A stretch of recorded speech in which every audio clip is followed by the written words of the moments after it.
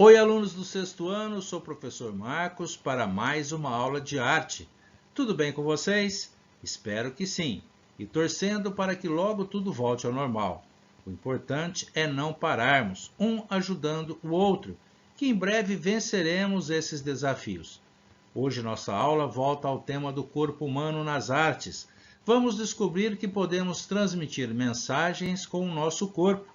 Em algumas situações, o corpo fala, comunica e expressa pensamentos e sentimentos. Uma forma de expressar é através de gestos. Observe essa imagem. O que transmite esse gesto? Fácil, né? Esse gesto expressa um sentimento amoroso. A expressão do nosso rosto também comunica o que pensamos e o que sentimos. Quando sorrimos, significa que estamos bem. O corpo também se expressa quando reage a um estímulo. Assustamos com barulho, dançamos ouvindo uma música.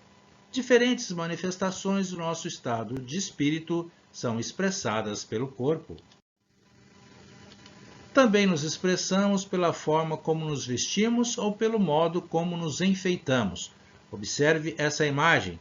Essas pessoas nem precisam dizer que se pintaram para torcer pela seleção brasileira em dia de jogo de Copa do Mundo, não é mesmo? A imagem e o contexto já deixam isso bem claro. Cada povo, cada grupo tem um jeito próprio de se vestir e de se enfeitar. Os trajes, pinturas corporais, marcas no corpo, acessórios podem indicar o papel de cada pessoa na sociedade. Veja esse exemplo. A tatuagem faz parte da cultura do povo Maori, formado pelos primeiros habitantes das ilhas da Nova Zelândia. O padrão de pintura corporal permanente do povo Maori, chamada moko, caracteriza-se por desenhos constituídos de linhas curvas e espirais. A esse tipo de desenho chamamos motivo tribal, por estar associado a padrões de tatuagens encontradas em diferentes povos não europeus pelo mundo. Os povos Maori tatuavam até o rosto e quanto mais nobres se tornavam, mais tatuagens recebiam. Quando os ingleses chegaram na Nova Zelândia, esse tipo de tatuagem chegou a ser proibido. Mas atualmente os Maori voltaram a se tatuar dessa forma para demonstrar identificação com a cultura dos seus antepassados. Os Maori acreditam que tudo na natureza possui alma e intenção. Será que esses desenhos são a forma como os Maori veem a natureza? Muita gente acredita que as tatuagens tribais são todas iguais, mas não é assim. Esses padrões de desenho são diferentes de povo para povo porque representam a identidade de cada etnia. E o que é uma etnia? Etnia é um povo que compartilha de mesma origem, língua, religião e tradições. Mesmo as pinturas dos indígenas da América do Sul, incluindo os indígenas brasileiros, se diferenciam de etnia para etnia. Vamos conhecer um pouco da pintura corporal do povo Yanomami. As aldeias Yanomami localizam-se nos estados do Amazonas e de Roraima, na fronteira com a Venezuela também. Existem hoje 35.000 Yanomami. Assim como outros indígenas brasileiros, os Yanomami realizam pinturas e perfurações corporais como forma de comunicação e também de demonstrar beleza. Além disso, enfeitam-se com braceletes feitos com plumas de pássaros. O que chama mais atenção no modo como eles se enfeitam é a tradição de furar a orelha, o nariz e os lábios para colocar lascas de bambu. Mas não é também comum entre nós o uso de brincos e piercings? No caso dos indígenas, as pinturas e os enfeites estão ligados a comemorações e a rituais sagrados. Nesses rituais, como o da passagem da infância para a vida adulta, os adornos são colocados, retirados e recolocados de acordo com as tradições de cada faixa etária. Na pintura corporal, os indígenas brasileiros elaboram as tintas com frutas e sementes. Em geral, usam apenas duas cores. Com o pó da semente do urucum, fazem a tinta vermelha. Fervendo ou triturando a polpa do fruto verde do jenipapo, fazem uma tinta transparente que depois de algum tempo se torna preta. Mas, ao contrário da tatuagem do povo maori da Nova Zelândia, a pintura corporal dos indígenas brasileiros não é permanente. Esse tipo de tinta desaparece depois de alguns banhos. O padrão das pinturas dos Yanomami utiliza traços e formas geométricas. Identifica os Yanomami diferenciando de outras etnias. Os desenhos ou grafismos, como a gente chama, remetem a elementos da natureza. Nessa imagem, observamos padrões em que os indígenas buscam imitar a pele de cobra e de lagarto, pele de onça. Os indígenas também buscam representar alimentos como o feijão e o milho, além das estrelas. Você já conversou com um indígena? Saiba que eles costumam visitar Barretos durante a festa do Peão para mostrar um pouquinho da cultura de cada aldeia. Eles costumam ficar lá no rancho do Peãozinho. Falamos aqui de tatuagens, não é mesmo? Mas é preciso alertar que em nosso país a aplicação de tatuagens permanentes e a colocação de piercings são atividades proibidas para menores de 18 anos. O corpo serve a muitas formas de arte.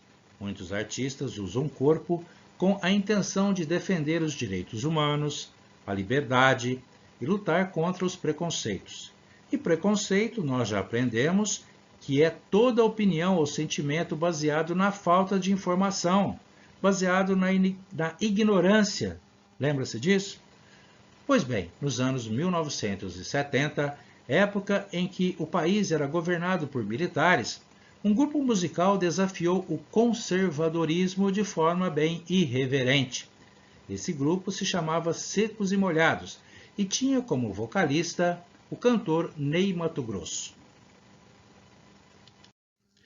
Os outros dois componentes eram os também vocalistas e violonistas João Ricardo e Gerson Conrad.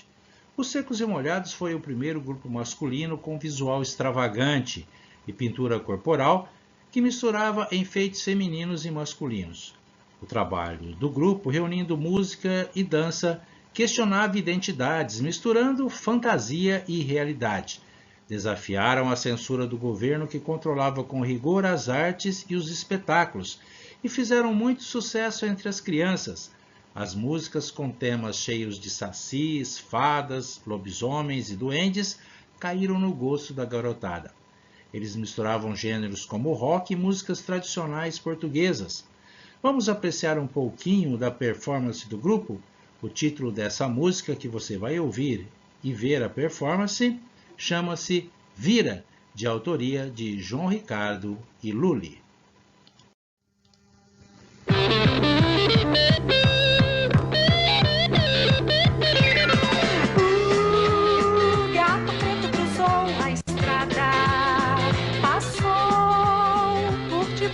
Da escada e lá no fundo azul, na noite da floresta, a lua iluminou, a dança roda, a festa vira, vira, vira, vira, vira, vira, homem, vira, vira, vira, vira, lobisomem, vira, vira, vira, vira, vira, vira, homem, vira, vira.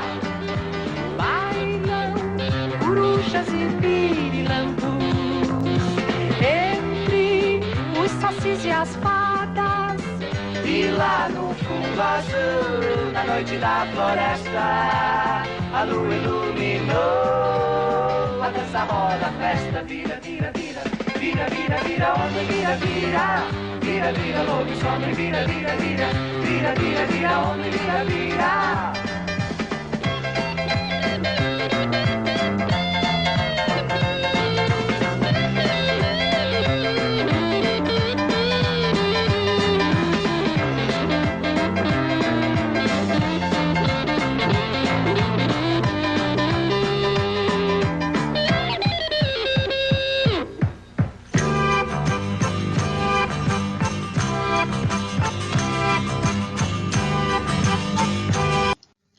E aí, gostaram dos secos e molhados?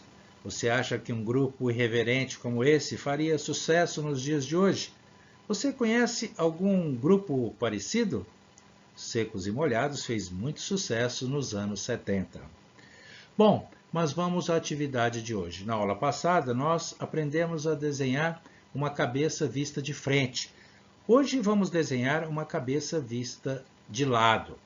Comece desenhando uma circunferência. Divida essa circunferência em 4 partes, como na imagem que você está vendo ao lado da cabeça vista de frente. E logo abaixo, desenhe um retângulo contendo 2 quadrados, como você vê nesse esquema. Separamos para você a imagem que você vai desenhar. Repetindo, comece desenhando uma circunferência, depois divida essa circunferência em 4 partes e logo abaixo faça esse retângulo, dividindo o retângulo em 2 quadrados. Faça outra circunferência menor do tamanho do quadradinho da esquerda. Em seguida, junte as 2 circunferências como se desenhasse a corrente de uma bicicleta. A seguir, como na imagem, você já pode esboçar o nariz, a boca, seguindo as orientações do esquema. Perceba que também estão tracejadas as linhas do cabelo, da sobrancelha e do olho. Não se preocupe se você não se lembrar. Na atividade que vamos postar, você vai acompanhar tudo bem explicadinho. Agora preste atenção na figura para desenhar cada detalhe no seu lugar. Acrescente 1/4 do tamanho da cabeça atrás. Depois basta colocar os detalhes para construir uma cabeça como essa, vista de perfil. Faça o pescoço, o cabelo, conforme o modelo e pronto. Na atividade dessa semana, vamos construir uma cabeça vista de lado, também chamada cabeça de perfil. Nós vamos decorar essa cabeça, depois de pronta, com uma pintura tribal que nós aprendemos nessa aula, inspirada nos padrões de desenho ou grafismos dos índios Yanomami. Na atividade, vamos postar também alguns grafismos para você fazer a sua escolha. Obrigado pela atenção, bom trabalho e até a próxima aula.